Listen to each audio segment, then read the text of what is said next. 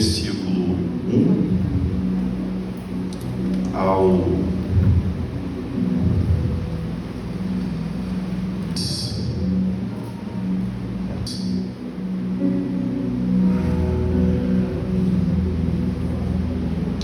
Vou ler aqui numa tradução que eu achei muito interessante, talvez não vai estar mesmo que a minha sua. Diz assim a palavra do Senhor: Senhor, tu me sondas e me conheces. Sabes quando me sento e quando me levanto. De longe percebes os meus pensamentos. Esquadrinhas o meu andar e o meu deitar, e conhece todos os meus caminhos. Antes mesmo que a palavra me chegue à língua, tu já conheces inteiramente, Senhor. Tu me cercas por trás e pela frente, e pões a tua mão sobre mim. Tal conhecimento é maravilhoso demais para mim, está além do meu alcance, é tão elevado que não posso atingir. Para onde poderia eu escapar do teu Espírito? Para onde poderia eu fugir da tua presença? Se eu subir aos céus, lá estás. Se eu fizer a minha cama na sepultura, também lá estás. Se eu subir com as asas da alvorada e morar na extremidade do mar, mesmo ali a tua mão direita me susterá e me guiará. Mesmo que eu dissesse que as trevas me encobrirão e que a luz se tornará noite ao meu redor, verei que nem as trevas são escuras para ti. A noite brilhará como o dia, pois para ti as trevas são luz. Tu criaste o íntimo do meu ser e me teceste no ventre da minha mãe. Graças te dou, visto que por modo tão maravilhoso me formaste. Em outras traduções, extraordinário, especial, assombrosamente ou terrível. Tuas obras são maravilhosas, disso tenho plena certeza. Meus ossos não estavam escondidos de ti quando em secreto fui formado e entretecido, como nas profundezas da terra. Os teus olhos viram meu embrião, ou seja, substância ainda informe. No teu livro foram escritos os meus dias, cada um deles escrito e determinado, quando nenhum deles havia. Você pode dar um glória a Deus? Meus irmãos, essa palavra, nós poderíamos até ir embora só de ler esta palavra, porque ela é muito profunda, muito profunda. E o pastor, quando me fez o convite, se não me engano foi na quinta-feira ali na loja, na mesma hora eu estava até preparando uma outra mensagem para uma oportunidade, mas o Espírito Santo veio ao meu coração e me falou sobre um tema que eu já ministrei um tempo atrás aqui num culto de quinta-feira, mas tinha assim bem poucas pessoas. Eu senti que o Espírito Santo falou: é necessário que a igreja possa ouvir novamente essa mensagem. E o tema é crise existencial. Crise existencial. Nós acabamos de ler uns salmos aqui de Davi, e eu penso que quando Davi ele descreve esses salmos, eu penso que ele estava passando por um dos momentos mais difíceis da sua vida, um dos momentos de mais angústia e aflição, e uma das piores fases da vida dele. Ele se encontrava perdido, pensando em escapar de tudo, escapar da vida, escapar de Deus, tentando buscar ali uma rota diferente a não ser a presença de Deus.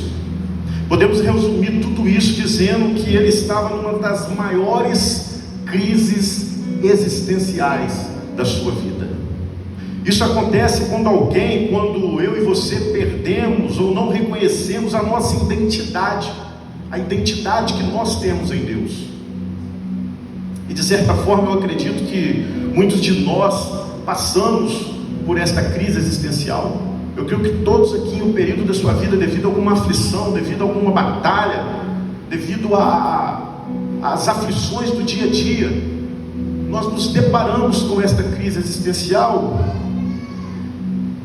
E grande parte dos salmos que Davi escreveu, e esse é um deles, o contexto está ligado muito, o pano de fundo desses salmos está muito ligado àquele adultério que ele cometeu com a Batseba, aonde ali o reino de Davi ficou totalmente abalado, praticamente destruído. Alguns estudiosos falam que isso durou em torno de 11 anos. Teve a rebelião de Absalão e durou 11 anos até que a correção de Deus viesse sobre a vida de Davi novamente e tudo passasse a ser consertado. E nós certa vez aprendemos aqui na reunião dos homens, Deus sempre usa muito o irmão Jacinto, que nós devemos aprender a amar a correção de Deus. É o único caminho para a cura, é o único caminho para nós novamente nos alinharmos ao propósito de Deus. Amar a correção, não fazer biquinho, não querer fugir, mas amar de verdade e nos realinharmos e prosseguirmos ouvindo a voz dele e não a voz do mundo. Eu quero que você me permita tirar os olhos um pouco desses salmos, um pouco de Davi, e vamos olhar para nós, sobre a nossa geração. Depois nós vamos voltar, se você puder ficar com a sua Bíblia aberta, nós vamos voltar depois nesses salmos. Porque Davi, em sua crise existencial, quando ele começa a querer fugir de Deus, ele tenta buscar possibilidades em fugir do Senhor, mas ele vê que não tem possibilidade, é só impossibilidades. É impossível você fugir de Deus. Como eu disse, eu quero abordar esse assunto, crise existencial. Veja bem, irmãos, esse tema é um tema, quem tem muita autoridade é a Cintia, a Iriane, as irmãs aí que trabalham aí com cura interior, elas têm muito mais autoridade. Então espero que Deus tenha misericórdia, que eu não possa deixar nenhuma interrogação a você nessa noite. Vivemos em uma geração em crise existencial. Jovens que têm tudo para vencer na vida, têm saúde, têm oportunidades, têm dons, talentos, mas que vivem sem direção, mas que vivem sem propósito e sem identidade. Vários jovens aqui que têm um futuro lindo pela frente, jovens aqui que eu tenho certeza que querem constituir famílias, casar, o casamento ser uma bênção, desfrutar do melhor que Deus tem para nós, que é a família. Eu tenho certeza, mas infelizmente tem muitos jovens que se deparam com essa crise existencial e muitas das vezes param no caminho e começam a viver sem rumo, ou seja, como um barco à deriva, perdeu o controle, está sem rumo, levado ao vento. Tem uma canção secular, eu que na minha vida, quando vivia muito a vida secular, eu sempre gostei muito do pagode, e tem uma canção que fala: deixa a vida me levar. É quem está vivendo sem propósito, é o propósito que tem que nos levar, um propósito alinhado no Senhor. Viver assim, irmãos, viver sem propósito é gastar energia, tempo, talento, sem saber o porquê. É levar uma vida que não glorifica a Deus. Filipenses no capítulo 3, verso 19, Paulo vai dizer: o destino deles é a perdição, o Deus deles é o ventre, e a glória deles está naquilo que é vergonhoso. Só pensam nas coisas terrenas. Ou seja, Paulo está descrevendo pessoas que vivem, como eu disse, sem propósito divino, guiadas por desejos e não por chamado. Quando o homem perde o foco do céu, começa a glorificar o próprio ventre. Que ventre é esse? O que esse ventre representa? Eu aprendi isso até com o Jacinto. Representa os apetites, prazeres do corpo, tudo que satisfaz o desejo da carne, ou seja, o prazer pelo prazer. É isso.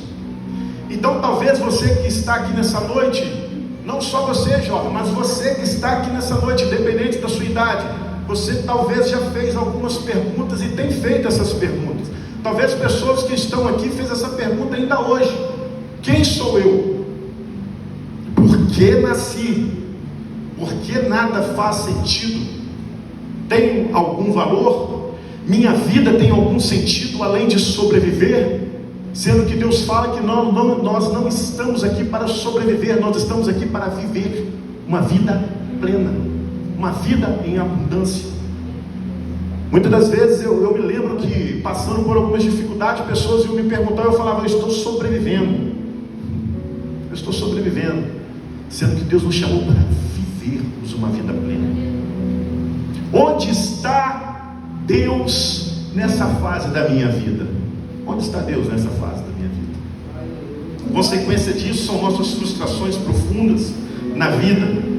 Ou seja, irmãos, a crise existencial não avisa quando chega. Ela vai entrando aos poucos, roubando a nossa alegria, roubando a nossa esperança e o nosso propósito. Eu quero nessa noite, a paciência dos irmãos, que eu quero compartilhar 10 sintomas que costumam aparecer na vida de quem está enfrentando essa batalha, de quem está dentro dessa crise existencial. E enquanto eu estiver falando, eu vou pedir o irmão Juan, conseguiu colocar para mim? Que você possa, permita, irmãos, que o Espírito Santo examine o seu coração, porque essa palavra é uma palavra de cura, mas é uma palavra de alerta. Perda do sentido da vida. A pessoa começa a se perguntar: por que estou vivendo? Ou qual é o propósito da minha existência? É o que acabamos de falar. 2, vazio interior. Mesmo tendo conquistas, bens ou relacionamentos, sente que nada consegue preencher o seu coração. Essa semana, no mundo do esporte, teve uma notícia muito triste. Um jogador novo da África do Sul, se eu não me engano tem 25 anos, eu não vou saber falar o nome dele aqui, Adam alguma coisa. Eu até compartilhei nos meus stories. Encontraram ele morto. A polícia ainda está apurando para poder falar certinho exatamente o que aconteceu com ele, mas 90% que ele tirou sua própria vida, porque ele enfrentava uma depressão profunda. Aí eu te pergunto, ele estava na maior competição esportiva, jogando por sua seleção, e jogava também no maior clube do seu país, jogando uma competição que é o sonho de muitos jogadores, uma Copa do Mundo. Aí tem um vídeo muito interessante, porque a África do Sul, acho que é a primeira vez que ela se classificou na fase de grupos, e de repente mostra esse vídeo, todos os seus amigos dentro do vestiário, pulando, se alegrando, pulando, e de repente mostra ele num cantinho, como se nada tivesse acontecendo, no seu mundo, no seu vazio. E aquilo ali me chamou muita atenção e me entristeceu. Sabe por quê? Ele estava em silêncio, mas esse silêncio era um grito de socorro. Quantas pessoas você vê em silêncio, mas dentro dela tem um grito de socorro. Irmãos, talvez a África do Sul podia chegar até uma final e ser campeão, isso não ia satisfazer ele. Só quem nos satisfaz, só quem preenche esse vazio é o Espírito Santo. É o Espírito Santo. Você pode constituir bens, você pode constituir o dinheiro que for, mas se você não tiver a presença do Espírito Santo, você está vazio. Davi, ele entendeu isso. Em um dos seus salmos ele fala: Senhor, eu não tenho outro bem além de ti. Um homem que na sua época conquistou territórios, venceu batalhas, tinha tudo que um homem mortal como eu e você poderia ter. Davi, andando em seu palácio, tinha os seus súditos ao seu redor. Davi tinha tesouros, mas em um momento da sua vida ele passou um aperto e ele viu, irmãos: Senhor, pode tirar tudo de mim, só me tira a tua presença. A tua presença é que me basta. Eu não tenho outro bem além de ti. Mas ei, você está no lugar certo, porque a presença dele está aqui nessa noite. Ele está te preenchendo, e ele está te curando, ele está salvando você de cometer uma besteira. Talvez essa semana, não sei, você já pensou, mas o Espírito Santo te trouxe aqui porque ele quer te abraçar nessa noite. Ele quer te pegar no colo, ele quer fazer que você deite no colo dele. Aleluia.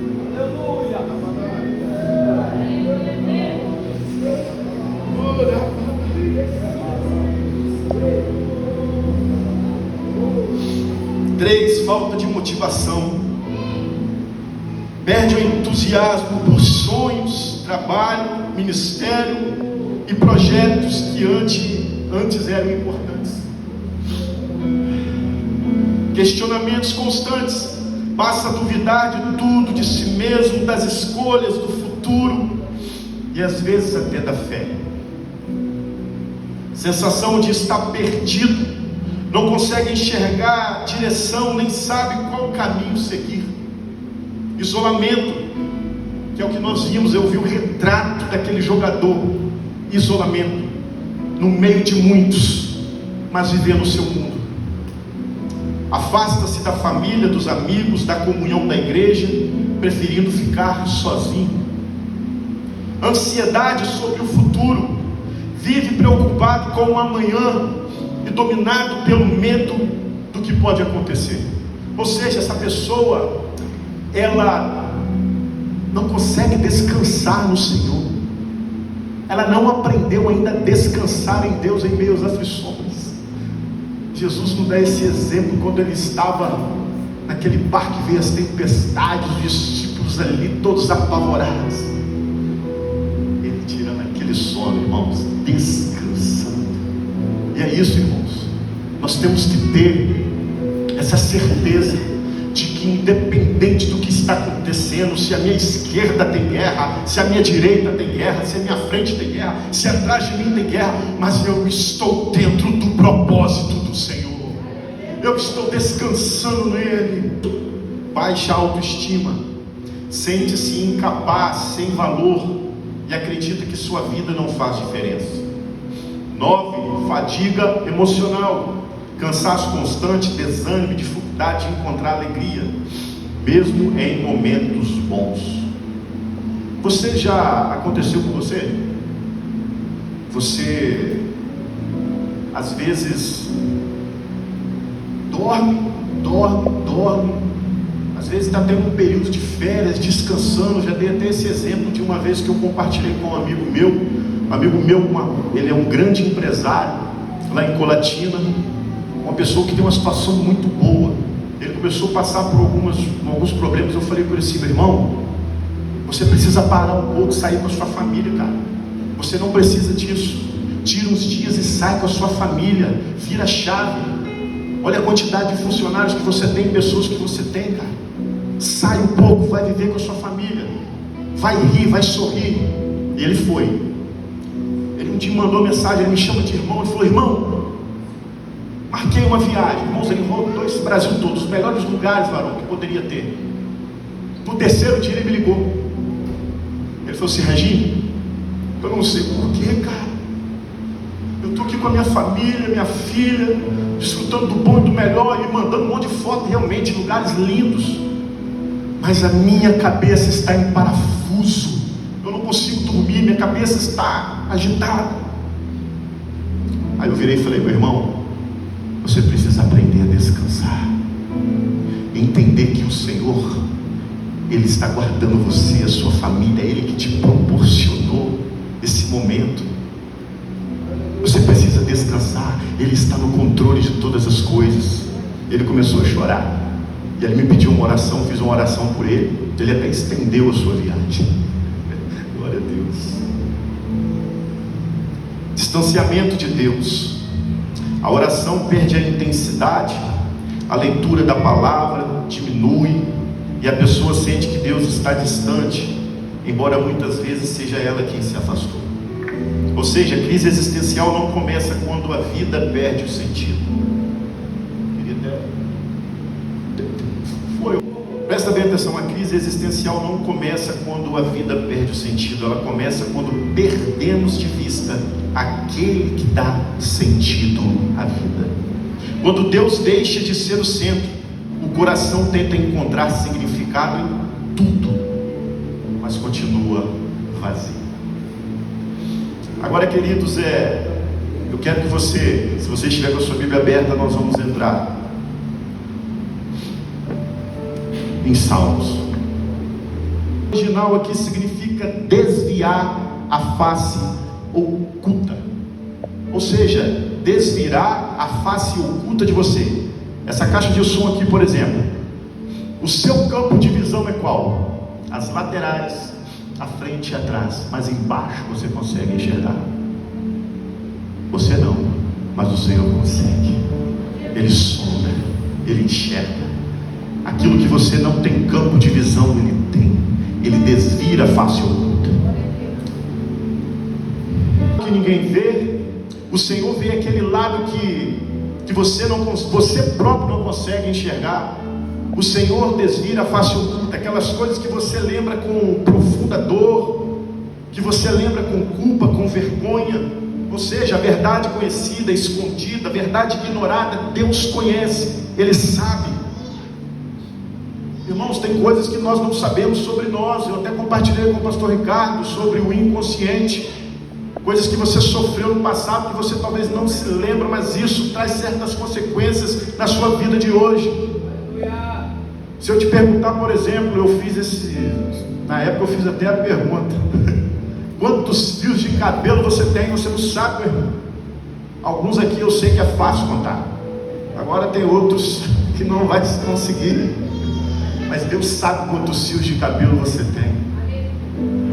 2, sabes quando me sento e quando me levanto, de longe percebe os meus pensamentos. Olha que tremendo. Quando me sento, ou seja, sentar, talvez para você não parece muita coisa, sentar e levantar, mas sentar, quem se assenta é porque veio de algum lugar. Antes de você chegar aqui, antes de você estar aqui, você saiu de algum lugar, você estava em algum lugar, e o Senhor sabe. Talvez eu não sei, eu não sei, o Senhor sabe. Levanta, quem se levanta é porque vai para algum lugar. Depois deste culto aqui, você vai para algum lugar. Talvez você está pensando assim: saindo daqui eu não vou direto para minha casa, não, eu vou parar num lugar, vou fazer um lanche, talvez isso você pensa, mas talvez Deus mude a sua rota. Deus sabe onde você vai, Deus sabe onde você vai passar. Ou seja, Deus sabe de onde você veio e para onde você vai. Ele sabe as suas intenções e as suas motivações. As suas melhores intenções, Deus sabe. Até aquilo quando talvez você cometeu algo errado, mas Ele sabe se a sua intenção foi de acertar. Aí você erra, mas com a intenção de acertar. Aí você vai ser julgado pelo mundo. Vão meter a língua em você, vão te malhar. Mas o importante é que Deus sabe que a intenção sua não era errar, era acertar. Mas Deus também sabe as suas motivações malignas, meu irmão. Deus sabe as suas motivações malignas. Ele sabe. Aleluias. 3. Você está aí? Posso usar esse jargão, pastor?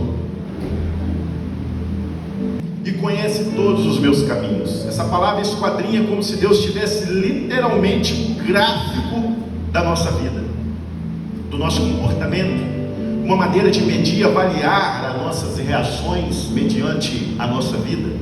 Ele está dizendo: Deus conhece o nosso andar, nossos esforços, nossas tentativas para uma vida de realização, para uma vida de conquista. Ele conhece a nossa dor, nossa frustração, as nossas decepções na vida. Ele conhece a nossa luta. Ele sabe da nossa paciência, da nossa sinceridade. Como eu disse, as nossas motivações erradas, nossas motivações certas, aquilo que rouba a nossa paz, aquilo que tira o nosso sono, tudo aquilo que nos impede de descansar. Ele sabe das suas preocupações quando você chega em casa, você deita, você não consegue dormir, que você tem uma boletada para pagar, o boleto está vencido, você precisa trabalhar. Ele sabe de todas as suas preocupações. Você que é mãe, que tem o seu filho que está afastado, que está vivendo talvez em meio às drogas, que em qualquer momento pode chegar uma notícia, Deus sabe. E Davi começou a entender isso. Davi estava querendo, irmãos, fugir da presença do Senhor, devido a tudo que ele estava passando, e Deus começou a se revelar a Davi de forma sobrenatural. Aleluia. 4. Antes mesmo que a palavra me chegue à língua, tu já conheces inteiramente, Senhor. Ou seja, Deus conhece os nossos pensamentos, imaginações, que às vezes para nós é pequeno demais, mas para Deus, irmãos, nós pensamos tão pequenininho, e os pensamentos dele é tão poderoso, tão acima de nós. Paulo fala que Deus fará por nós tudo aquilo que pedimos ou pensamos, segundo o seu infinito poder que nos opera. A gente acha que nós pensamos grande, perto da grandiosidade do Senhor, irmãos, não pensamos. Pode ficar tranquilo que o pensamento dele por você é algo sobrenatural. 5. Tu me cercas por trás e pela frente e pões a tua mão sobre mim. Ou seja, Deus quer trabalhar na nossa alma. Ele é um Deus presente, relacional, amoroso, protetor, zeloso, cuidador, cheio de compaixão, cheio de misericórdia. É esse Deus que você serve. Exemplo, a figura da galinha e os pintinhos. É lindo, quem mora na roça sabe, quem já teve a oportunidade de ver a galinha quando está com seus pintinhos. Irmão, se um pintinho daquele ficar solto, sair da presença da galinha, é presa fácil para gavião. Mas deixa a gavião vir quando os pintinhos estão debaixo das asas dela. A galinha vira onça, meu irmão. Ela dá vida por aqueles pintinhos. Não sai debaixo das asas do Senhor, porque senão você vai ser presa fácil. E esse é o desejo dele, é de nos ajudarmos por debaixo das suas asas. Independente do que está passando da sua vida, independente da luta, não saia da presença do Senhor.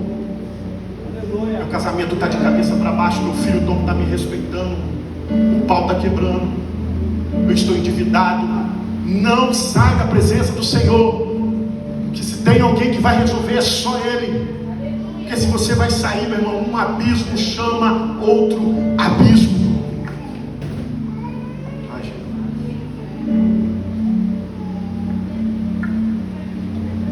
Conhecimento é maravilhoso demais para mim, está além do meu alcance, é tão elevado que não posso atingir. Aqui Davi começa a entender essa forma tremenda de Deus se relacionar conosco. E agora Davi começa a expor a sua crise. Davi agora vai começar a expor a sua crise.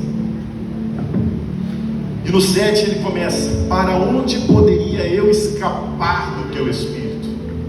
Para onde poderia eu fugir da tua presença? Se eu subir aos céus, lá está. Se eu fizer a minha cama na sepultura, também lá está. Ou seja, não existe lugar fora do alcance de Deus. Não existe. Eu me lembro, eu gosto muito de dar esse testemunho até para jovens, que teve um período da minha vida que eu me afastei do Senhor, me desviei, e eu comecei a querer viver o prazer pelo prazer. Eu me lembro que no Shopping Sul, era até o Unimed Hall, ia ter um show do grupo, eu me lembro, Bom Gosto, do grupo de pagode. Eu fui nesse show, irmãos, com a intenção de chegar lá e me jogar. Já tinha algumas situações marcadas, eu fui. Cheguei lá, entrei, irmão. De repente tinha um colega meu lá, que uma vez ele me viu pregar, quando eu estava começando. Ele veio e fez uma visita, esse irmão mora no Amarelo. Quando ele me viu chegar, ele olhou, ele parou e falou: você aqui? Aí eu falei: pega uma cervejinha para nós lá. Irmãos, ele me segurou pelo colarinho e falou: você não, você vai embora. E ele estava chapado: você vai embora, aqui não. Praticamente, irmão, me chutou para fora. Eu fiquei olhando para ele assim, ele falou: vai embora. É eu e você que eu vou curtir esse pagode hoje. Vai embora. Irmão, na mesma hora: Antônio, o Espírito Santo não é o seu lugar. Irmãos, dali do Shopping Sul, eu fui para o monte, ali no Paraíso. Irmãos, eu chorei com você. Para onde eu irei? Se só tu tens a palavra de Deus.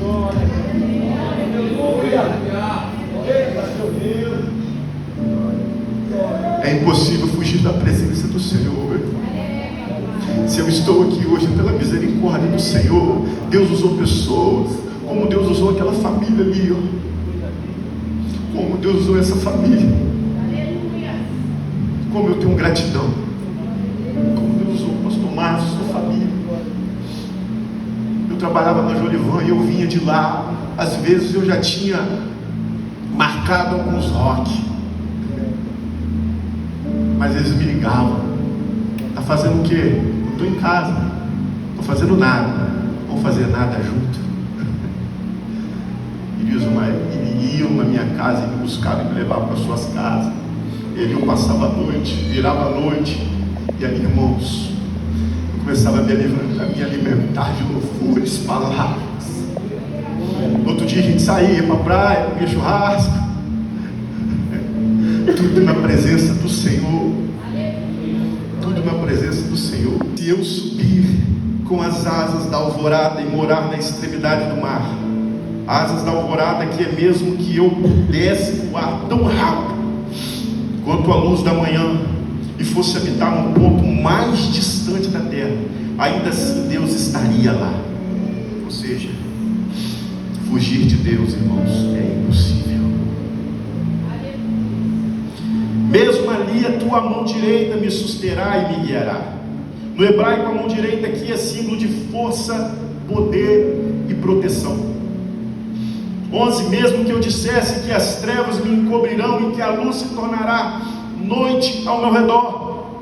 12, verei que nem as trevas são escuras para ti, a noite virá como dia, pois para ti as trevas são luz. Davi começa a ser curado, Davi começa a ser restaurado, Davi começa a se levantar.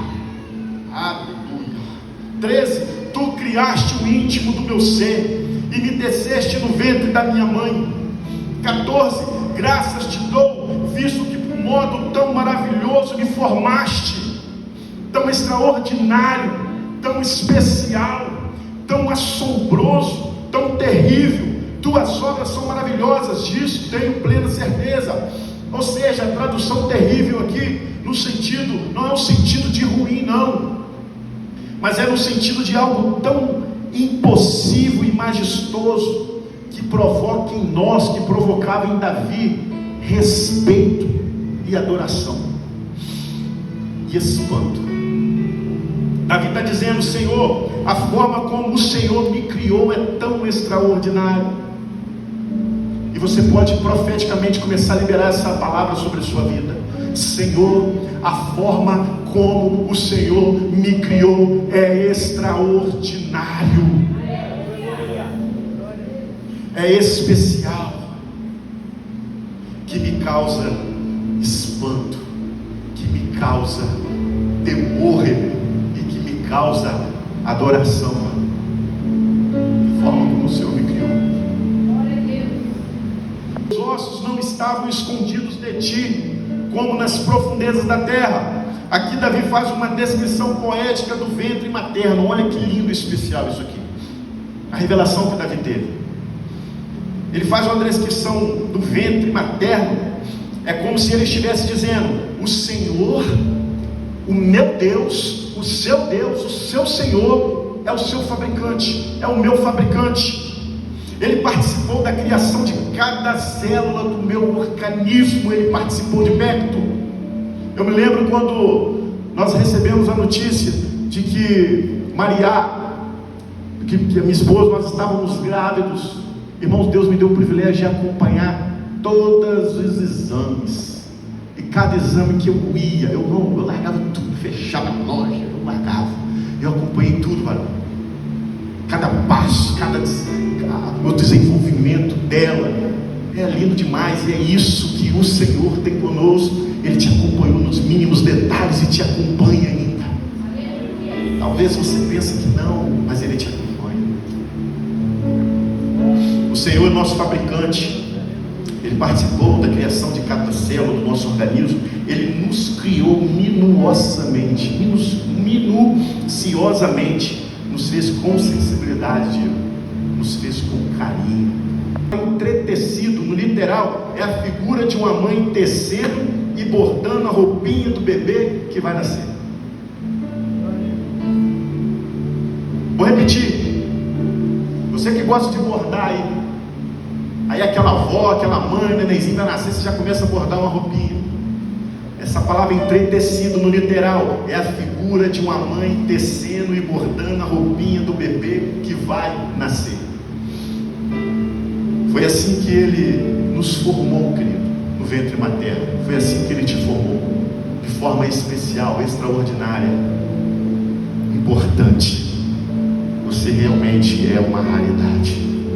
Meus olhos viram o meu embrião, ou seja, substância ainda informe, e no teu livro foram escritos os meus dias, cada um deles escrito e determinado quando nenhum deles ainda havia. Ou seja, mesmo antes de eu e você termos a forma completa, Deus já nos conhecia plenamente. Eu queria que você se colocasse de pé. Eu queria a ajuda do grupo de louvor aqui. Você é especial. E eu vou fazer uma oração. E eu queria que você, de forma profética, você repetisse comigo cada palavra que o Espírito Santo colocou no meu coração. Tem planos para aqueles que saem do plano. Ou seja, eu saí dos planos de Deus, eu me afastei. Ei, você não tem noção, Deus está te realinhando aos planos dele novamente. Não tem para onde você fugir.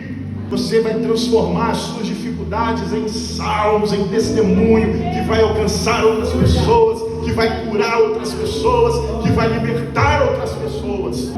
Eu não sou um acidente. Bem alto. Eu não sou um acidente. Lembra quando José teve aquele encontro com os seus irmãos depois de ter sido ferido? Vocês viram o choro dele? Aquilo não foi um choro, aquilo foi um clamor. Então comece a clamar nessa noite. Eu não sou fruto do acaso. Eu não sou sobra e nem resto. Eu não sou descartável. Eu não sou um fracasso. Agora você vai dizer mais alto: eu sou o resultado de um propósito divino. Eu sou o resultado de um propósito divino. Eu sou fruto do plano perfeito de Deus. Eu sou amado. Eu sou escolhido. Eu sou escolhida. Eu sou separado pelo Senhor. Eu nasci para marcar gerações. Eu nasci para glorificar e exaltar o nome de Deus, o Senhor dos senhores, o Rei dos reis, o Senhor dos exércitos. Aleluia! Começa a bradar, começa a orar, começa a bater no seu coração, começa a glorificar o Senhor, porque se você está aqui hoje, é porque Ele te guardou. Ele tem planos com você, não acabou não, Ele está no controle e você vai romper.